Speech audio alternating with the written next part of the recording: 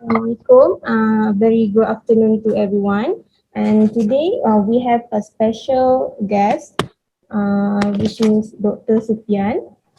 He is a doctor of philosophy in mechanical engineering. So today we invite him to share his story about where about his journey on getting on where he is now. So when he tell us a story after this, so it might inspire us to make us to be more better in future, to make us have more clear picture for what we're going through after this. For first, I will introduce myself.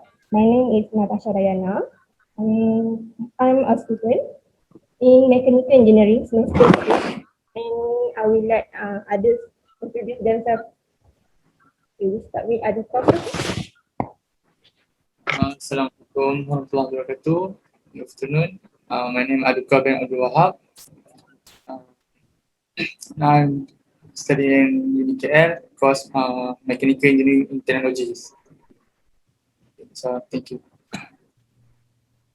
And then other concept. Sure, Patwazi or anyone? Hi, Assalamualaikum. My name is Ahmad Fakur Raji, alias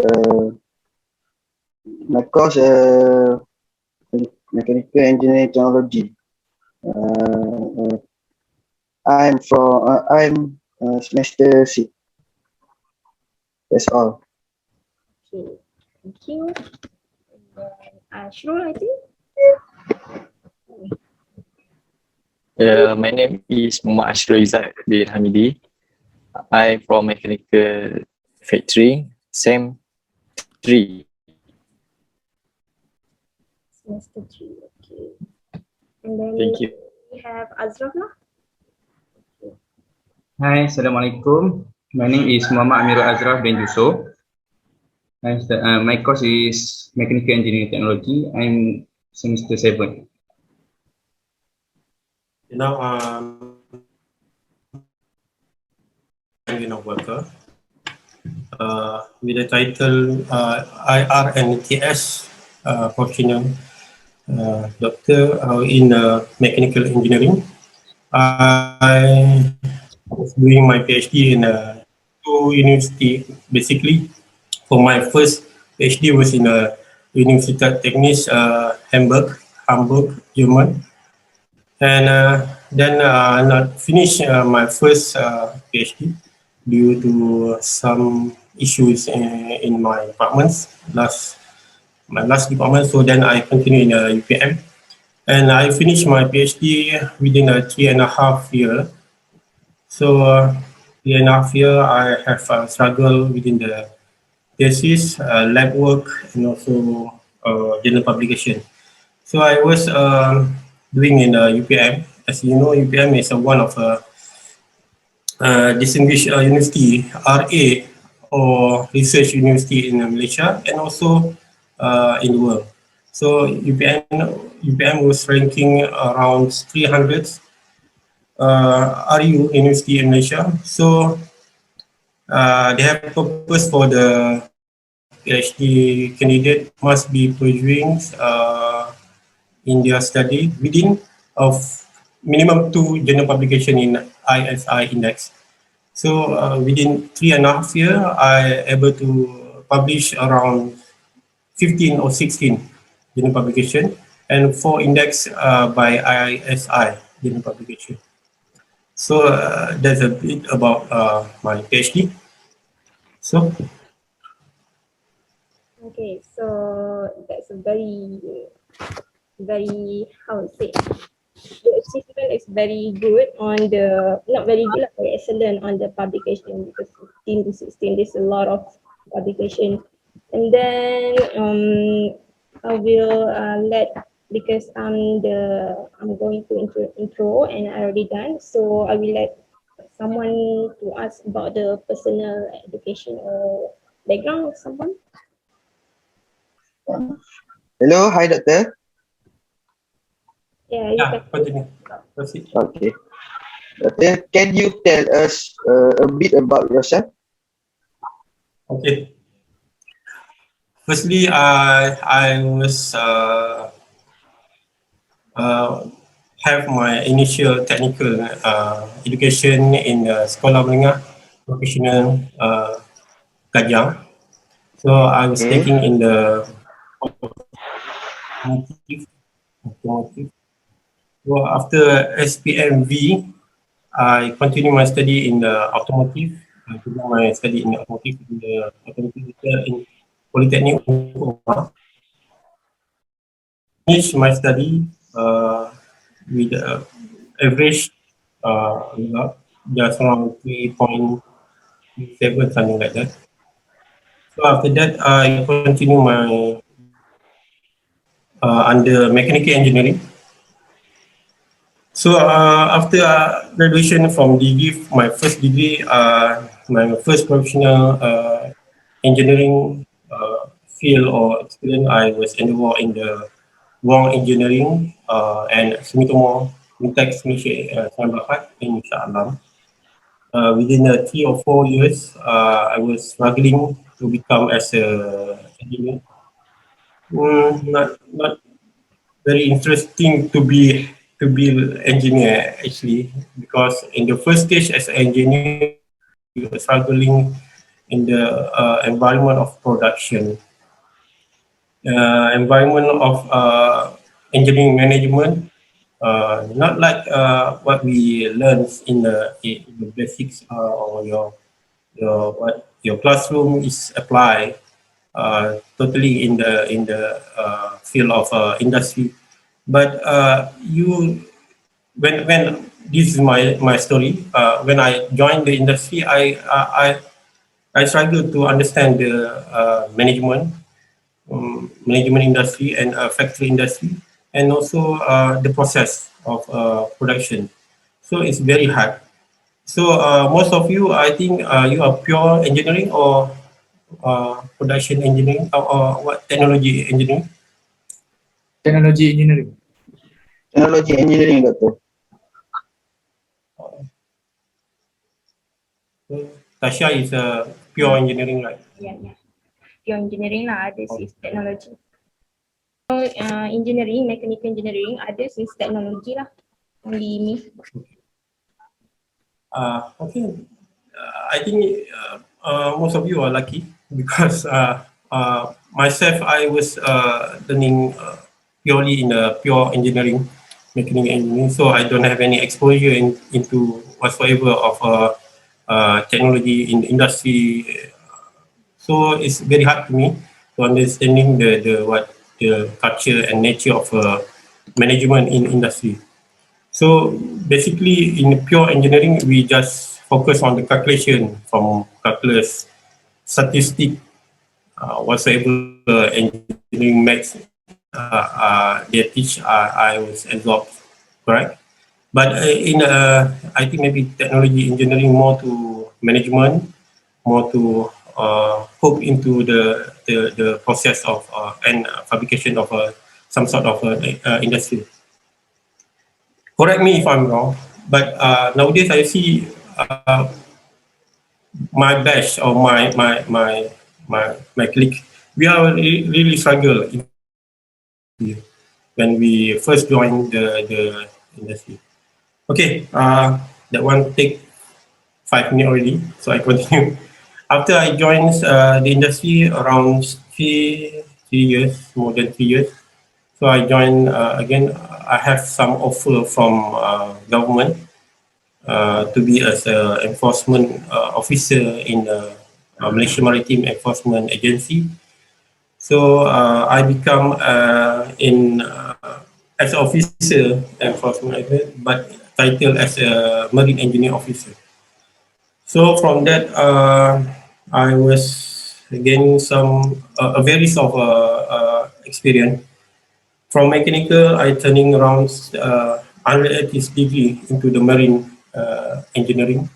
So I learned about marine management, marine technology, marine what was related to marine. I was, and also I taking a law, Nation High Law Act exam. They're taking 1.5 years. So that one is compulsory for enforcement like officer like me. So from that period, I was started with the marine engineer officer. Then I go to executive officer, promoted to be commanding officer. Uh, as you can see, that one is my first ship that I was appointed, or what they call my first ship vessel. That one called KD Marik or KM Langkawi. So from there, I promoted to be XO, executive officer, then commanding officer for the. I command the entire ship in the Penang, one of the OPV ship in Penang, and then I getting promoted as a senior marine engineer officer in Putrajaya. After that, after almost 2 years, I was again promoted as a deputy director for engineering and logistics uh, officers in Kuantan, Pahang.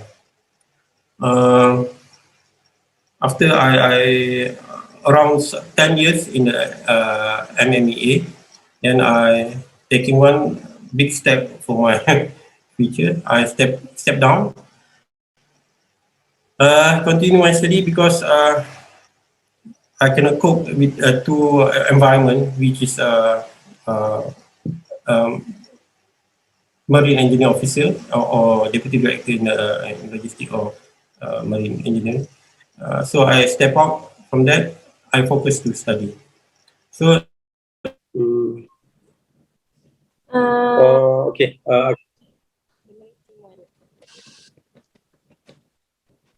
Just now, He's saying that you cannot cope with two. in MMEA. So when I returned from MMEA, I continue with the Unit 10. And at the same time, I was appointed, I have scholarship from UPM. So I continue with UPM and together with the Unit 10. With Unit 10, just tenure 1 year under TNB SEED project. I was sitting in the URND, Unit 10 Research and Development, as a research engineer. For 1 year contract, I deliver some sort of output or outcome for the research study for the lattice tower or the component of the cross arm in the lattice tower. So at the same time, I am a scholarship holder in the UPM. So they appointed me as a GRF, Graduate Research Fellowship. So at that time, at the particular time, I was assigned as a tutor, assigned as a assistant in the lab, assigned as a assistant for the MICE provider to conduct some class, some tutorial, lab work, and also assist the FYP student like you all. So until 2020, I finished my contract as a GRF because I have finished my study in 2020 in February due to my my thesis and consider I'm finished as a student. So now 2021 and I continue as a research engineer in the Infrop UPM, one of a leading research institute in the UPM called Infrop. So I was there as a research assistant, or they call me as a research scientist. So I started in December, and until now I appointed as a research assistant. So they want long to short of my professional experience. So like education, I think I already mentioned previously. I started from Polytechnic, then go province my first degree in mechanical engineering in UTM. Then my master in UPNM. So I not mentioned.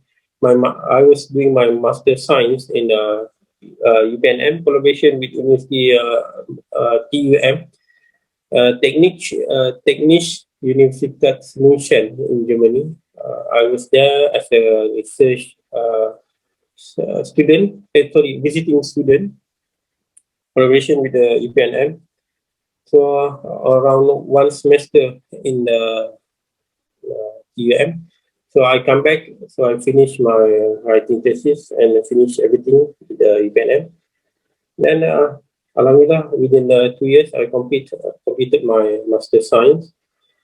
And then that one finished on 2014.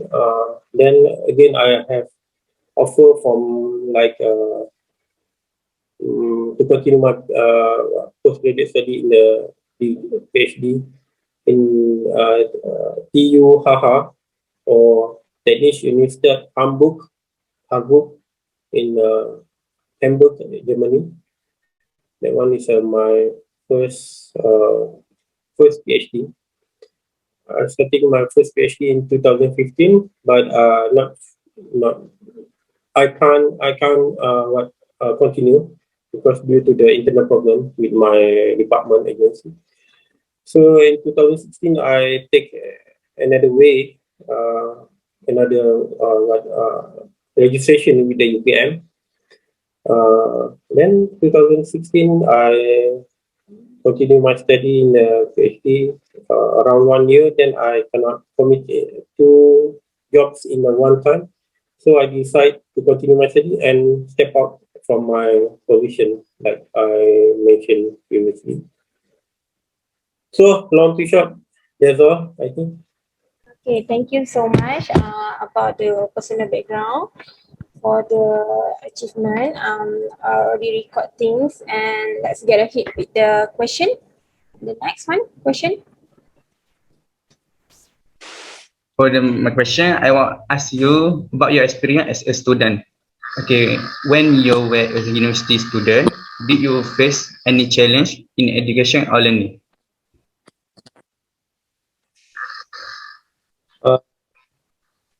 You mean the best challenge for me During your as a study? student?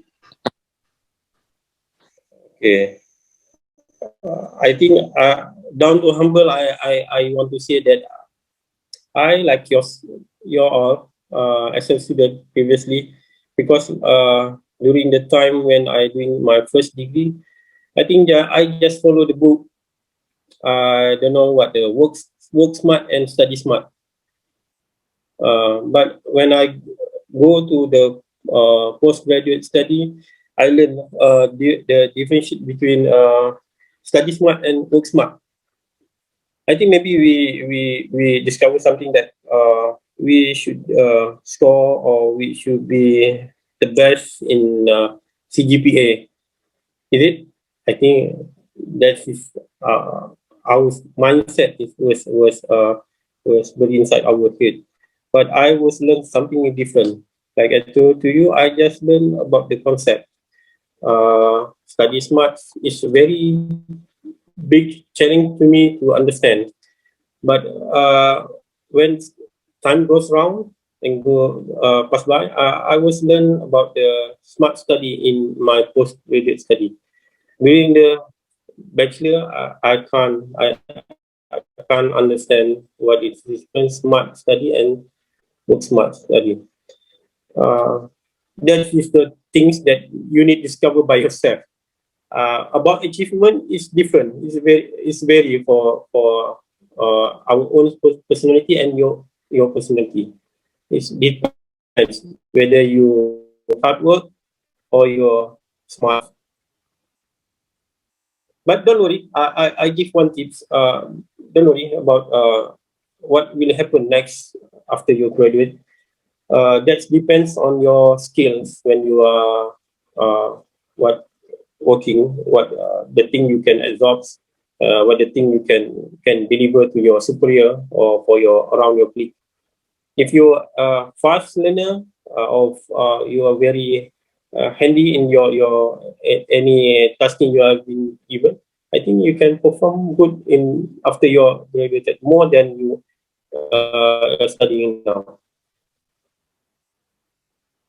I think that one can answer a bit of your question, right? Yes. Okay, and the last for me, I will ask you, what the factor that made you to resign from professional job and continue your study? Um, this one refer to the Abukwa question, that is a work-life balance.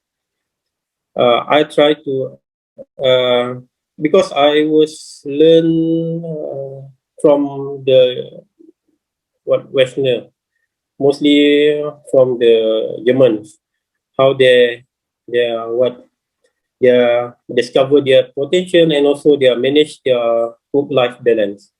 Like I told to you, we have for myself, I discovered three phases of my professional life, which is for the 5 year, first year, 5 year in my experience as a engineer or professional engineer. I just what rely on no, yes, and no excuse. That's three terms as a what slavery in the first year experience as a industrial engineer or professional engineer. But coming as second stage of your career or after 5 years, that's become you have been matured. You have been what specialist in what things you do. Then coming a third phase of my experience or more than 10 years, after 10 years, I want to be like Abu Kwa said, what about work life balance? So I discovered that three of this phase not change from my first phase, second phase, and third phase. That's why I think I need to do something about my life. So I step out. So I have experience, I have potential, and I believe inside what I have because when I see what Westerners do for their life, I think they must enjoy what we did in our life in ASEAN country, especially. We just live with, sorry if this is what is not appropriate, but I can tell that this is, we need to improve ourselves from time to time. Mm. So depends on you. I think maybe you will encounter same things after your graduation. 5 year, you become like a professional engineer. In bracket is a slavery engineer.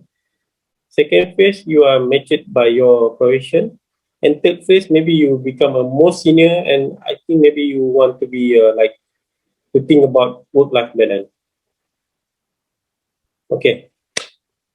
Okay. I agree with your statement about we need to improve ourselves. Okay, that's all from me. Now, I would like to interview you in section C, which is experience as a professional. I understand. I tell you that my last experience as a engineer, I think that one is a professional terms. If you want me to tell you about what I have been, what to be a professional in my field, I think I was appointed. No, I was verified by BM and IEM, and also this one is a most biomechanical by UK International Standard as a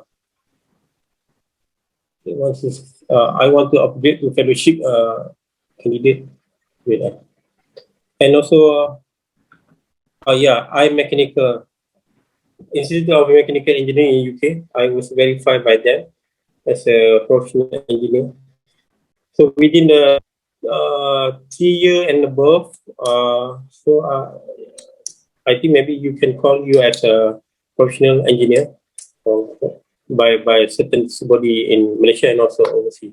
So now, by currently, I have 4 verification from local 3, BEM, Board of Engineer Malaysia, IEM, Institute of Engineer Malaysia, MBOT, Malaysia Board of Technologies, 40S, and also Institute of Mechanical Engineering in UK. So I upgrade from chartered engineer to be a fellow engineer.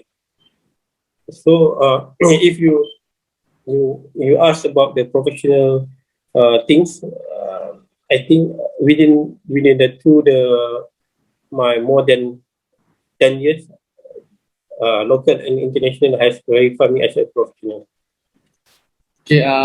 Is it What not? what the most difficult task that you need to accomplish? What is The most again difficult. your difficult? Yeah, difficult task that you need to accomplish. Oh, I think all the times is difficult for me. Mostly, like I told you, for my first involvement as an industry engineer, I was from my entire time in the UTM. I just taking some, not some, all the time we have been appointed or we've been tasking as a student to calculate, and again calculate everything. So we don't have any exposure or information about what has to be as an industry engineer. Like yourself, some of you has been taking a technology, right? I think most of you has been exposure about the environment management and also the system in most of the industries. Lucky for you because technology what degree or you are bachelor in the technology mechanical technic, technology engineering, right? Yeah. Yeah, you are lucky because they have adopt more subject or more things to be like industry engineer more than the pure engineering. But others than technology engineering, they also have some benefit. They can go for others industry as well. Okay, come to your question. What most difficult for me is to understand the first task as a industry engineer. So I need to adapt and learn again about industrial. Uh, yeah, and and another one, which is when I switched from the mechanical to marine engineering in my professional um, what appointment. That one also is one of um, biggest thing, or I think that one is not the circumstance. I think that one is a one of opportunity for me because you gain a lot of experience from mechanical turning to marine engineering. So, Okay. some difficult, I will tell you, yeah. As for the next question, as a professional, do you practice work-life balance? Next week. Do you? Okay, this is most interesting thing I want to tell you because I have discussed earlier this morning. I've been through like you from the youngster become the adult man. So within the years of 15 years of my professional career, I was dedicate all my time in just only yes, no, and no excuses. That one is order for my superior. I think later on you will be enduring this kind of environment. So within 10 years, or like now, I'm more than 10 years or 15 years exactly. I figure out that Malaysian culture is not favor to me, because I like to discover something, and I like to evaluate my things from like beginner, intermediate, and professional. So within these three phase or different phase, you supposed have what life works balance, right? For the early stage, like 5 years, you become a slavery. I'm agree that, but another 5 year in front, what the future, 5 year in the future, I think most of person in or engineer like to think about life balance work. So myself, I have been through three phase of professionalism and three phase of category. So in Malaysia, mostly no change at all. If we want to change, we need to decide. So for the third phase of my work-life balance, I create myself. So now, Alhamdulillah, I choose to be to have a work-life balance. But I need to sacrifice something, and I gain something. I sacrifice my position as a senior officer, as a deputy director in Malaysia government. So I step out, I jump from the cliff to the bottom. Then right now I finish my study. That thing is a step. I step up from the difficulty. Now I think I have what you told, that the work life balance. Alhamdulillah. The last question, as we know, during the pandemic COVID-19, majority need to work from home, right? So how you handle this in new norms? Uh, okay. Good, good, good question. Alhamdulillah, I become much taking earlier step as a research assistant in the UPM. Not in the industry. Industry, they have also R&D, and also what they call research assistant in some of industry. But Alhamdulillah, I taking my step out to be a research fields in the industry. And during the pandemic, I able to sustain my life, but a bit they're trembling within the good and bad, because as a research assistant in the university, we are not permanent, we are independent. But through the time, yeah, Alhamdulillah, we still got a lot of things to do. I do a lot of assisting the final year student for the postgraduate, master, and also PhD to write their journal, to review their journal, not write, review their journal, and give some what face to face, or like webinar to them for how to write the high impact journal. So within that things, and within my experience as a PhD student, I able to have my what part time income. So Alhamdulillah. Yeah, that's all from me. Now I pass to Muhammad Ashrul for the last section. Thank you so much for taking your time, Dr. Selamat. My name is Ashrul. I have two questions. First, if you are not engineer and doctor now, what other ambition would you pursue and why? Can come again? Your question, I can't understand. If you are not an engineer and doctor right now, what the other ambition would you pursue and why? Oh, previously in 2003, I have been in my last semester or last year as a what bachelor student. At the same time, for the first semester in my final year, I was open the business. That time, I don't think I want to be an engineer. I want to be a businessman because I see money and money and money. Big money, because it means you are more success.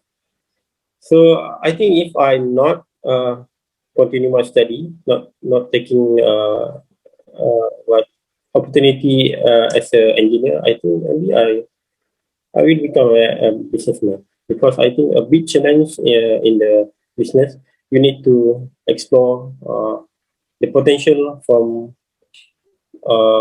people and also potential of you. So it's very very crucial and also very challenging. It's not very. It's not. You can say that business is a simple thing. It's a kind of arts. Yeah. If I'm not engineer, I think I will become a businessman. Okay, last question from me. In your opinion, what kind of ethic do young need to access as a future leader? Can you give some tip? Oh, this one is a very very good question. Um, I don't have any kind of thoughts that in future I will be a leader, and I don't want to be a leader because leader is a big thing to do, big responsibility, uh, big sacrifice, and I think it's very fuzzy to me. So I don't want to be a leader. That one comes long ago when during I think not during the bachelor time. I think much earlier. So after I finished bachelor, I was appointed as an industry engineer in the Sumitomo. From there, I was learn and I have to take some leadership courses because time pass by, you need to conduct or lead somewhat organization, some group of organization. Either you as a group leader or when you marriage, you still need to develop you as a leader in your family. So good leadership, I think must start now. You must learn how to become a leader because good leadership means you can conduct many tasks to be a success and also guide yourself. If you're not to be engineer, what you want to be?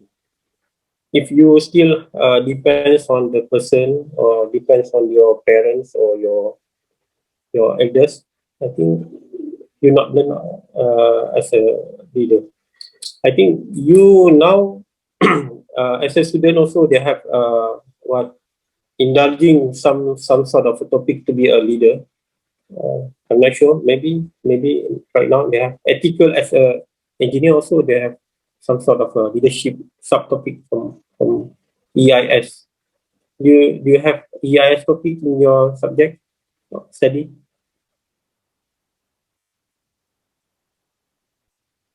Okay, that's it. Okay, Doctor, thank you for today sharing about your opinion and background.